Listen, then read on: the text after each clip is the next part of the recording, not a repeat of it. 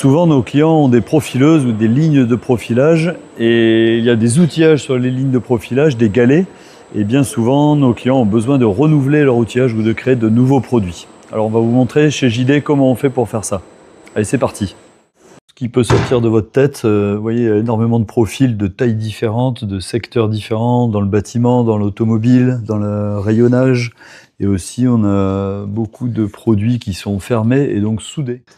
Une fois que le profil est bien défini avec le client, eh ben on commence à dessiner la fleur de profilage, c'est-à-dire toutes les étapes de profilage. Et ensuite, on fait une analyse un peu plus approfondie avec des éléments finis qui nous permettent d'anticiper les différents défauts de détente élastique, d'amincissement ou de vague. Avec la matière première, donc on a en stock des ronds de Z200 C13, acier à 13% de chrome d'un diamètre 80 jusqu'à 300 en stock prêt à faire feu.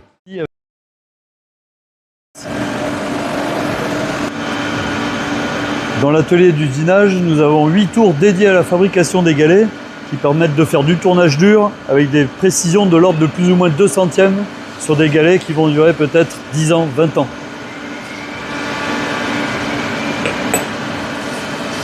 Et voilà, les galets sont finis d'usinage. Allez, on attaque le montage maintenant.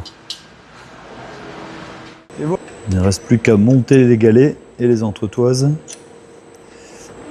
et à fermer la cage.